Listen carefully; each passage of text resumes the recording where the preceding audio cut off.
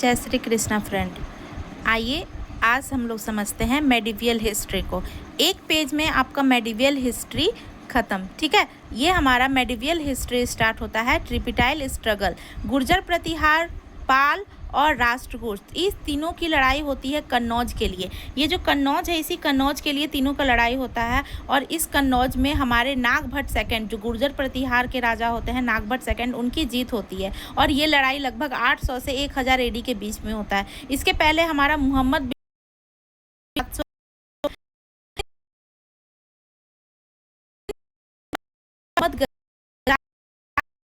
में सोमनाथ हमारा है, उस पर आक्रमण करते हैं। ठीक है, उसके बाद हमारा 2 बैटल होता है, बहुत इंपॉर्टेंट बैटल है। पहला है फर्स्ट बैटल ऑफ तराइन, जो 1191 में होता है, जिसमें मोहम्मद गौरी को पृथ्वीराज चौहान ने हराया। मतलब पृथ्वीराज चौहान ने मोहम्मद गौरी को हराया। ठीक है, इसके बाद हमारा सेकंड बैटल होता है, सेकेंड बैटल ऑफ तराइन, ये 1192 में होता है, इसके जस्ट 1 साल के बाद ही।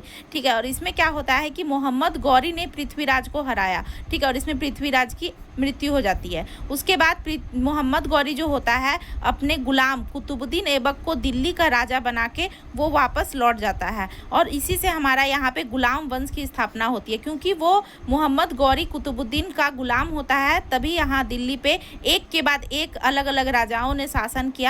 और यही है हमारा एक के बाद एक राजाओं के नाम। सबसे पहला गुलाम वंश आता है, यहाँ टाइमिंग पीरियड देख लीजिए, खिलजी वंश, गुलाम वंश के बाद। इसको याद करने के लिए मेरे पास बहुत अच्छी सी ट्रिक है, जिसको वीडियो में बनाऊंगी आपके लिए। अगर आपको वो वीडियो चाहिए तो कमेंट में ज़रूर कमेंट कीजिए। ओके, गुलाम वंश के बाद खिलजी वंश, फिर तुगलक वंश, फिर सैयद वंश, फिर लोधी वंश। और लोधी वंश के बाद क्या होता है कि 1526 में पहला युद्ध होता है इब्राहिम लोदी, लोदी वंश के अंतिम राजा इब्राहिम लोदी का युद्ध होता है बाबर के साथ। और 1526 में बाबर ने इब्राहिम लोदी को हरा देता है। ठीक है, हराने के बाद फिर अब मुगल वंश स्थापित होता है। अब हमारे भारत में मुगल वंश का स्थापित होता है, जो 181 साल तक, लंबे समय तक हमारे भारत में उनका शासन चलता है। एक के बाद एक बार देख लीजिए, नाम यहाँ दिया हुआ है और उनके शासनकाल का टाइमिंग पीरियड दिया हुआ है।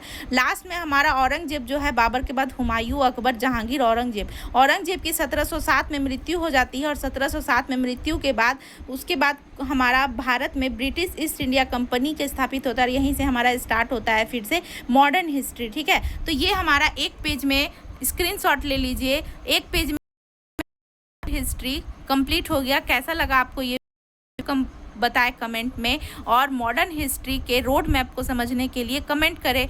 Thank you for watching.